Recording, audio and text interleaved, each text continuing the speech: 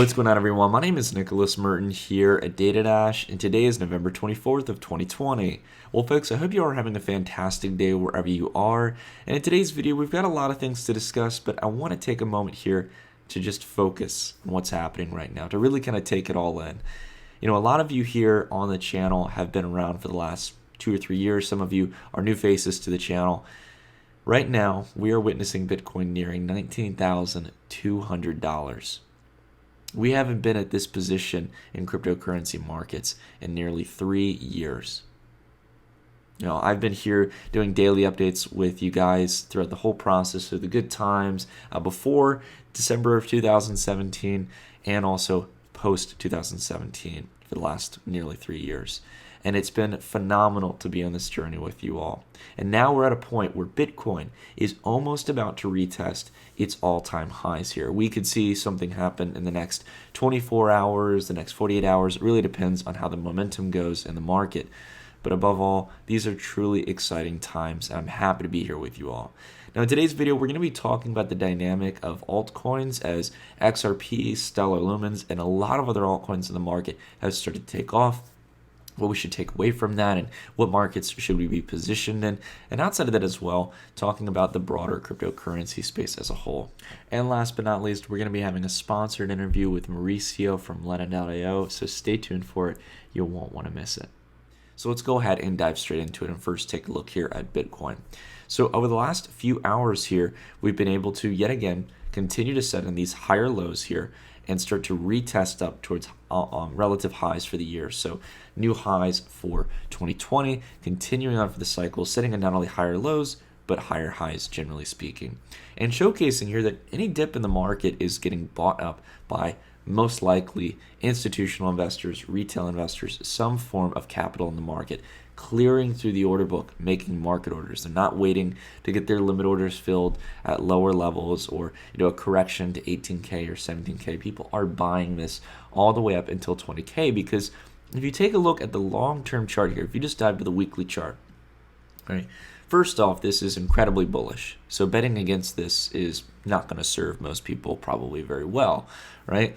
It's just not likely to, as you've had multiple weeks in the green, right? So if your time frame is trading something for a couple days, if you're a day trader, if you're a swing trader, the chart doesn't favor you. But even taking out that kind of view and just taking it into the most simple form possible, there is no resistance. We cleared through it way back here at 12K, and that's exactly why Bitcoin has been charging forward at record pace that we haven't seen since back here in 2017. And now we're just a couple $100 away.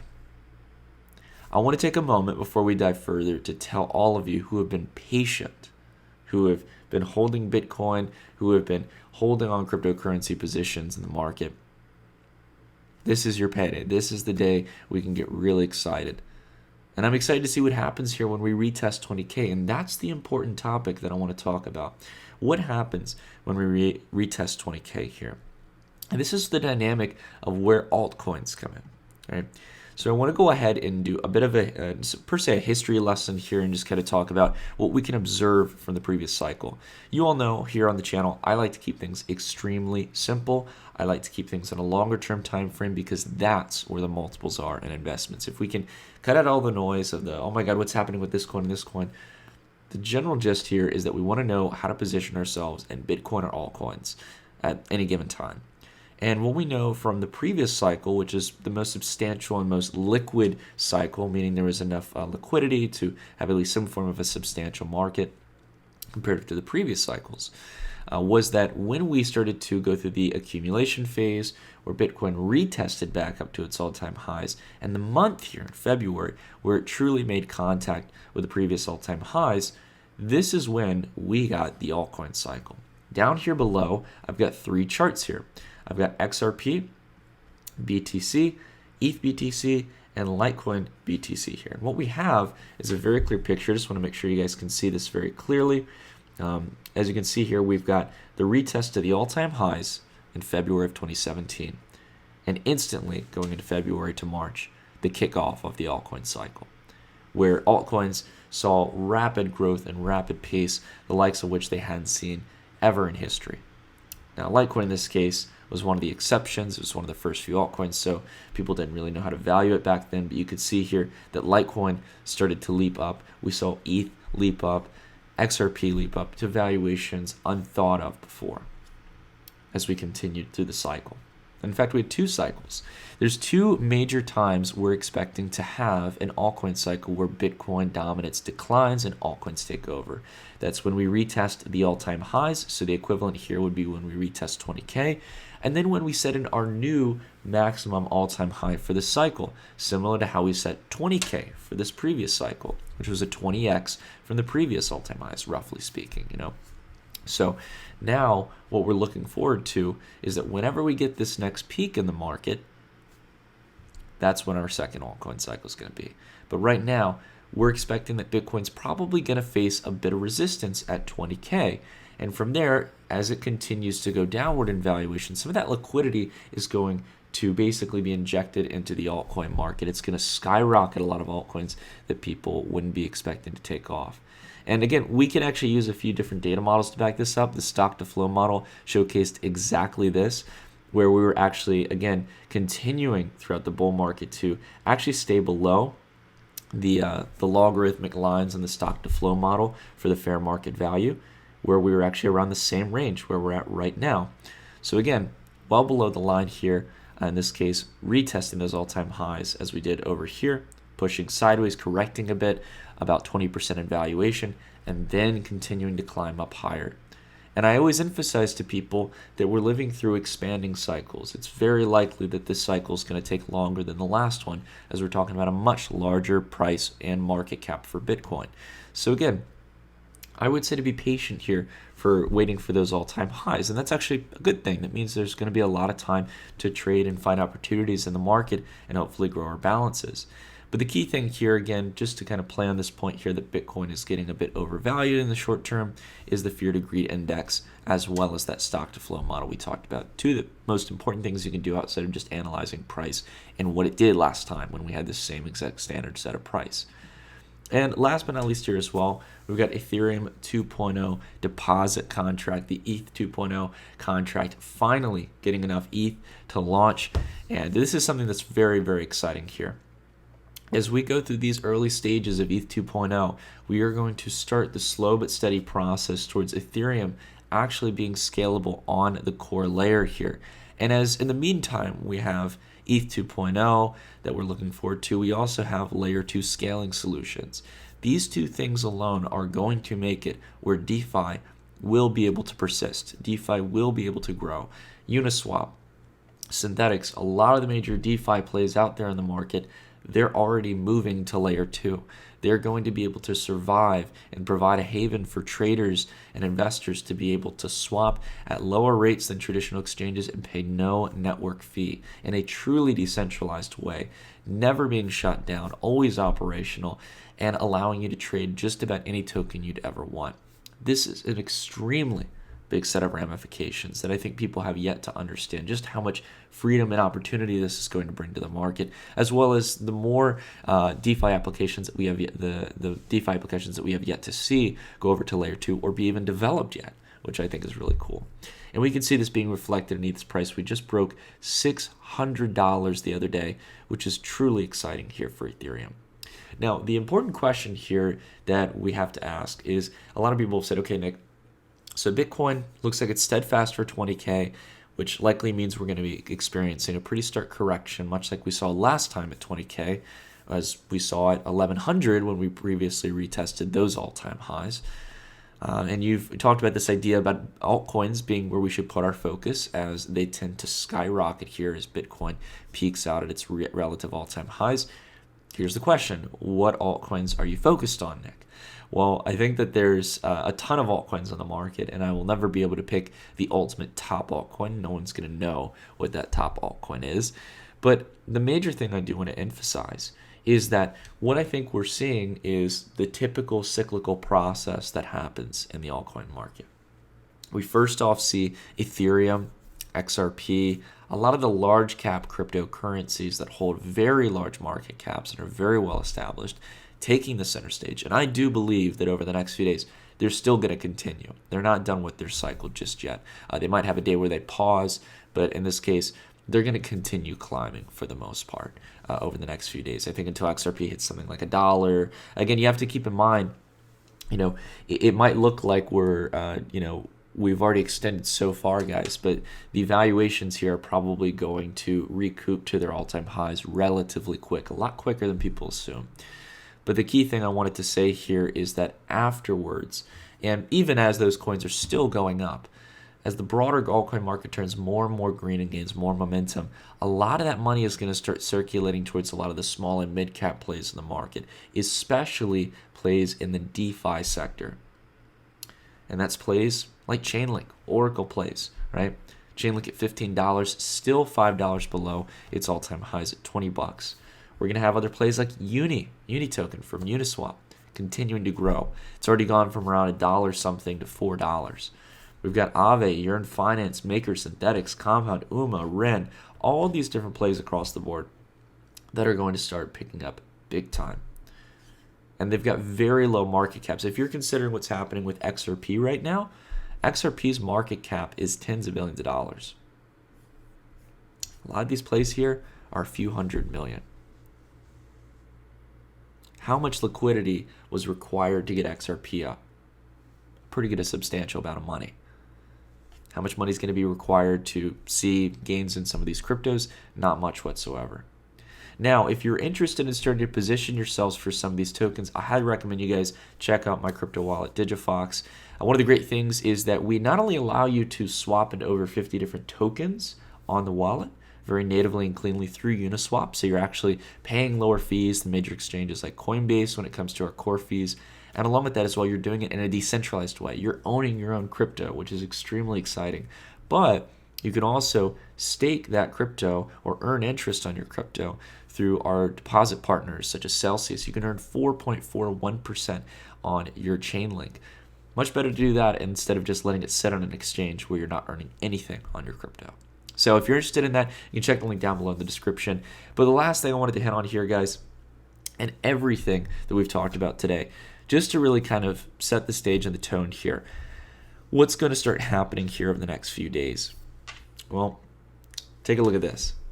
We've got an actual visualization here from the Wall Street Journal, kind of like visual reminder of the times that we're in right now. Bitcoin making the front page here of the Wall Street Journal. Bitcoin trades near record highs, finds new audience. And what is that new audience? It's institutions who are getting interested in this space. The thing that I really have a hard time kind of displaying to people, because a lot of people are like, Nick, like Warren Buffett isn't buying Bitcoin, or this one bank isn't buying Bitcoin and stuff. What do you mean by institutions? Institutions is such a vague term. Institutions can mean a lot of things. Things. It can be hedge funds. It can be, for example, major billionaire hedge fund managers themselves. It can be banks. It can be financial institutions. All types of different people from across the world. Family funds. You name it. The thing is that we haven't even seen the beginning of this. I agree with a lot of people that there are still tons of people who are skeptical of Bitcoin. There is no institutional wave on the other end just yet. Right? We're just getting started in this. But that's actually a really good thing.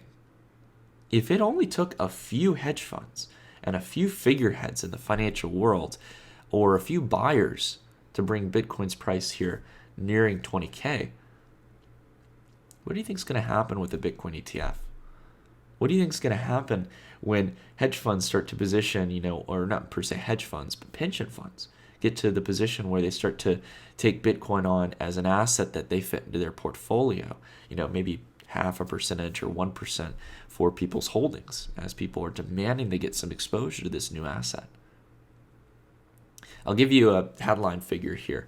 Back a couple years ago in 2017, I talked about this, where for pension funds, there's about $44 trillion in assets under management. That's probably ballooned with stocks going up towards around $55-60 trillion. If you just capture 1% of that, that's $600 billion in buy-side pressure for cryptocurrencies. And as I emphasized earlier, the amount of liquidity you need to drive valuations higher, it's really not that much. We haven't seen anywhere near that. What happens if we get anywhere near that kind of buy-side pressure? $100,000 to $200,000 for Bitcoin's price doesn't sound so crazy after all, does it? Anyways, I like to think big picture, guys. Let's go ahead and dive into this sponsored interview with Mauricio from Lenin. I think it's an exciting conversation, so you won't want to miss it. Let's go ahead and dive into it. Alrighty, everyone. So in today's sponsored interview, I'm sitting down with my good friend Mauricio, who's one of the co-founders over at Ledn.io, which is one of the many platforms out there in the space where you can earn interest on your cryptocurrencies, such as stablecoins like USDC and Bitcoin, earning some of the highest interest rates on the market, but also providing you a way to store and put your money to work. Mauricio, I'm glad to have you here, man, because as always, it tends to be that from the time to time that we talk, there's always something big going on in the space. The market's going crazy. There's some big news in Venezuela with stable coins. I'm happy to have you here, man. Thanks for making the time.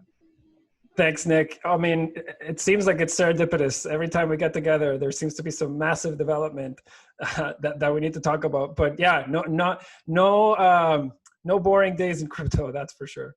Absolutely, man. I think we need to just have more calls more often and stuff, because then that'll make more good events come up in the space. But I'm just excited to dive into this, man, because as much as I want to talk about the market with you, I know you and I have had kind of our own discussions and theories on the market and how things would play out. I think it's generally going in this case the way that a lot of us had expected it, maybe a little bit sooner than expected. But I wanted to talk a little bit about this news out of Venezuela that's come up as a recent, because you and I have had a pretty intimate passion with stable coins. I know it doesn't seem very sexy on the surface for a lot of people, but being able to digitize the dollar, being able to get yield on it, but also being able to bring those dollars into areas that weren't available beforehand has always been a challenge. And that's something that I think stablecoins could solve. So there was the recent news this week of basically regulators in the United States giving the green light to use USDC as a way to transmit dollar value into Venezuela to help a lot of individuals. So, and this is previously, bear in mind, just to signify the importance of this, and I want to let you talk about, Mauricio.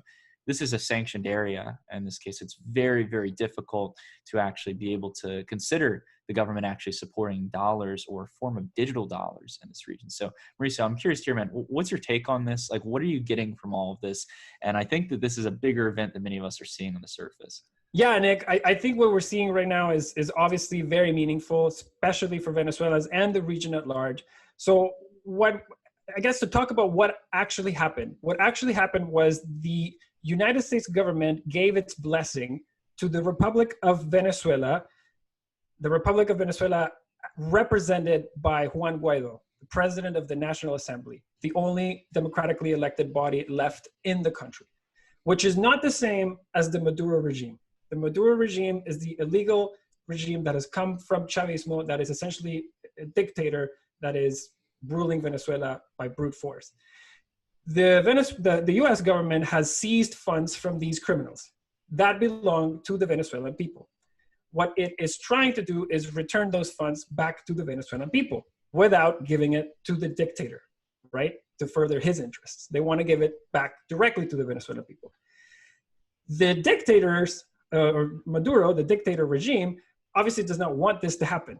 They do not want a foreign group to help the Venezuelan people, because then it would show that other people other than him can help the Venezuelan people. So that's no good for them. So they have essentially blocked every attempt that the international community has done to send funds or aid in. They blocked the funds by blocking the banking system. So nobody here can send funds to a Venezuelan using the Venezuelan banks because it's not legal. And the other piece is when we try to send physical aid in, well, we can all think back to the image when they blocked the bridges physically to prevent medicine and food from crossing the border into Venezuela. So they had essentially been able to block anything that would deliver benefits to the Venezuelan people. And what this had, the only tools left for the international community was to impose sanctions on the government so that they could not benefit from the international financial system. So these are very defensive policies. They don't help the Venezuelan people. They just prevent the regime from growing bigger. The offensive foreign policies are when you actually try to deliver that aid and further your own agenda, which had not been able to happen previously because the government always found a way to block it. 2 months ago, the US government started exploring ways to send the funds in through a crypto company called AirTM using their P2P payment rails. Using this, they would send crypto to a Venezuelan, and a Venezuelan was able to then exchange it for local bolívares. This was the first iteration of this effort. It was successful. They were able to send two $100 payments to 67,200 people, healthcare workers that were all pre-screened. The goal is now to send a full $18 million to the Venezuelan people. But what happened last week was that the US government gave the green light to USDC and Circle to work directly with the government of Venezuela to send this aid in USDC form. What I take away from this is that the US government is saying that it is okay for pre-screened Venezuelans to use, transact, and hold USDC. This is a big improvement from the previous time around, because in the previous messaging, there was nothing that told you that you were okay to keep the crypto and transact the crypto. You were understood that you had to go back to local bolívares, which has a lot of pressure as a Venezuelan. So this new step essentially says that it is okay to use USDC in Venezuela, and companies like Ledin and AirTM and others can now foster the use of a circular USDC economy so that Venezuelans can basically live, earn, and spend outside of the regime's purview.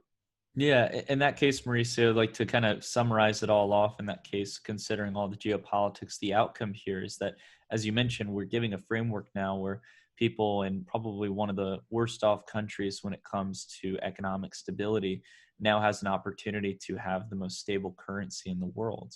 They have an opportunity to get some form of yield, and most importantly, actually get access to a banking system that opens them with open arms in this case to be able to have kind of a high standard. And as you mentioned, I mean, this is big news for the overall DeFi space, because there's a clear example here for remittances, for general payments between merchants accepting things like USDC, and then also being able to have a bank and interest earning account equivalent in Venezuela on your mobile phone. And that's the thing I'm curious about. I'm overall curious to see how the Maduro regime will try to kind of react to this, if there's any way that they can suppress it. And I'm curious, do you think that there's any way they can, Mauricio, like overall, just from your take, like trying to take a more kind of like humble view? We understand the US government supporting it.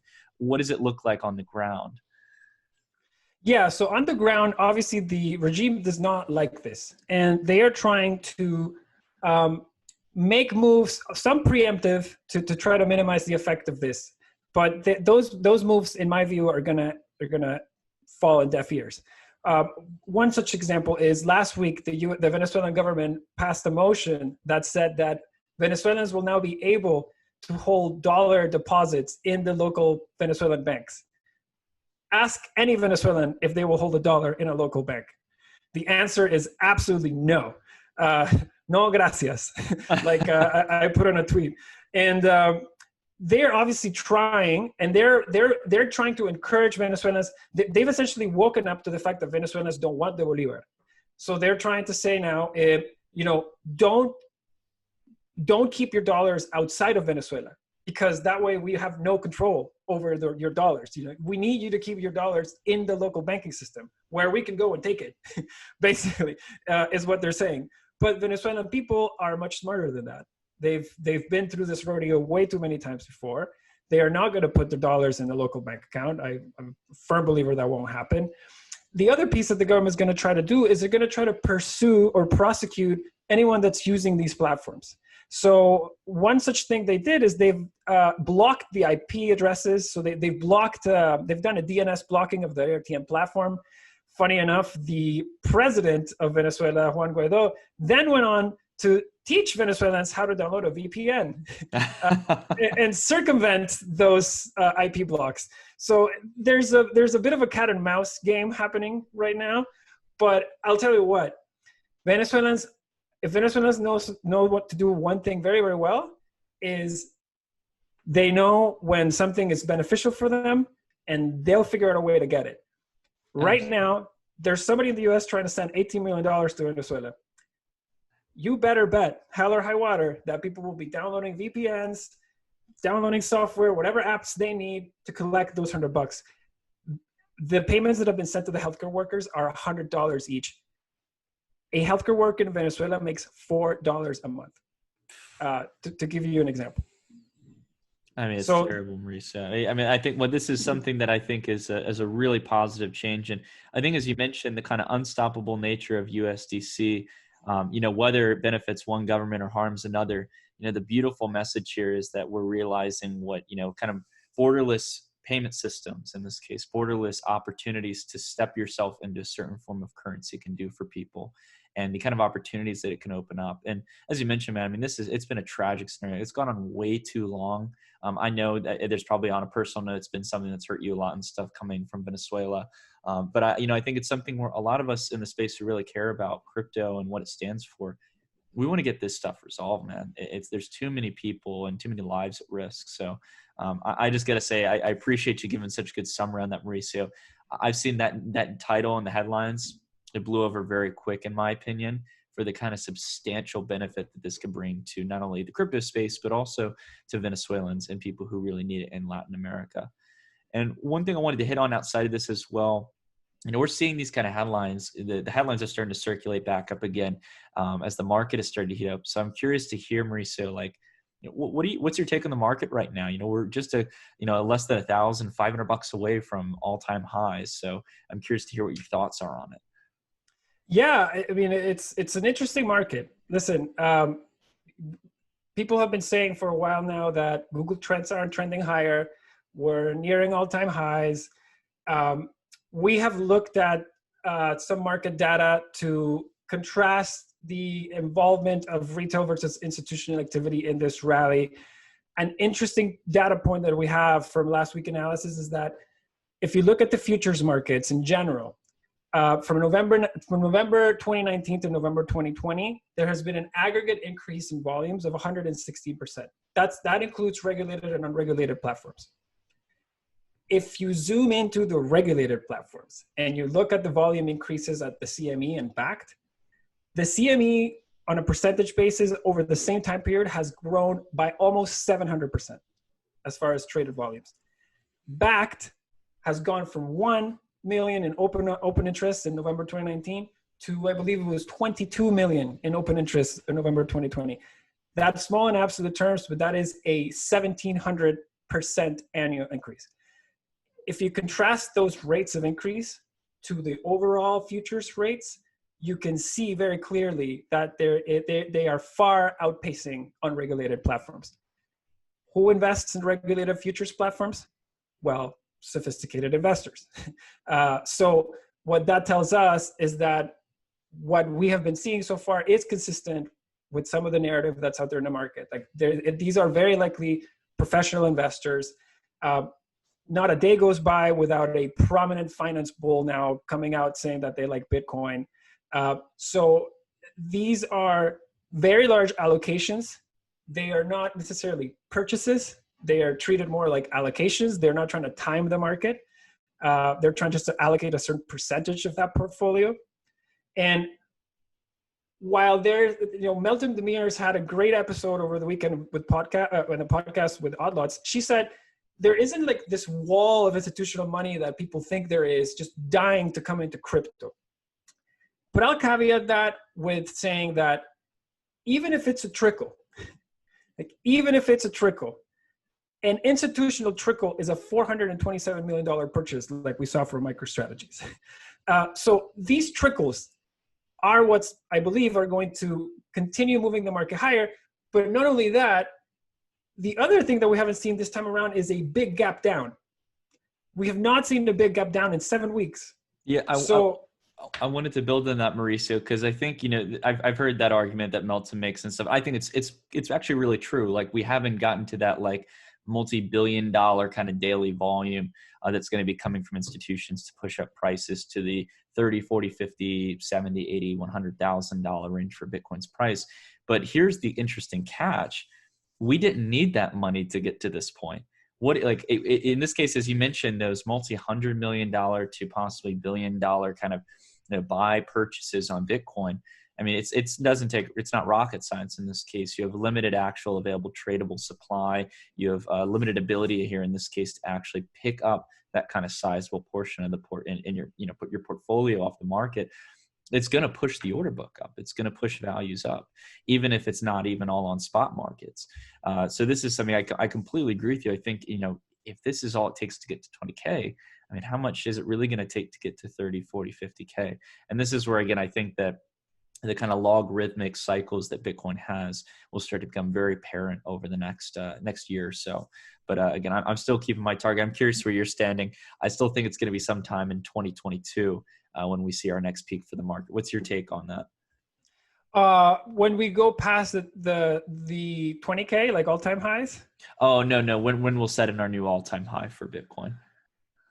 Setting all-time highs for Bitcoin, I would think, it depends on a lot of things, but just looking at the timelines that we're tracking. So MicroStrategies went to market with their purchase announcement. I believe it was early October. And very, very openly, Michael Saylor came out, and I was following a lot of his interviews, and he said that any similar purchases would take 6 to 12 months for a corporate treasury. Then we saw Square very shortly after come out. So Square had to have been working on this announcement months before MicroStrategies announced. So if we take into consideration MicroStrategies announcements, the date that was in October, we tack on 6 months to that. It brings us to about April 2021, right? And not only that, but let's look at MicroStrategy's stock price since they announced that they purchased Bitcoin, and it's been tracking Bitcoin. It's been doing well. So all these corporate boards are looking at that decision, and they're looking at their stock price. Yeah. So I think if we assume that 2 or 3 more MicroStrategies are working on this, and that they're going to be coming out saying March, April 2021, I think by mid to Q3 2021, we could be potentially looking at like maybe a blow off top, a new blow off top. And it's incredible to see. I mean, just the pace of it, as you mentioned, Marisa, there's been a lot of planning behind the scenes. We've always talked about on the channel that a lot of the major corporations out there, I think as you mentioned as well, like the Fidelities of the world, a lot of these major companies, they're not missing out on this. They're getting a piece of the action. We just don't see it at the time because, as you mentioned, it takes 6, 12 months, more than a year sometimes to get these kind of products out, get major decisions to actually allocate capital towards these assets. So above all, man, I mean, this has been an exciting conversation, Mauricio, and thanks for, again, providing such awesome insight into what's going on in the market. One last thing I just wanted to pitch here in this case, guys, if you haven't already checked it out, go check out Ledn. We have a link down below in the description where you can get started if you're interested in checking out what Ledn's about in regards to earning interest, or maybe taking out a crypto-backed loan, or entering their B2X program where you can 2X your Bitcoin position in the market. But Mauricio, above all, I mean, you guys are moving forward. I have no doubt that you guys have some exciting things around the corner. And yeah, definitely want to keep up with it all, man. So thank you for making the time. Oh, thank you as always, Nick. Always a pleasure.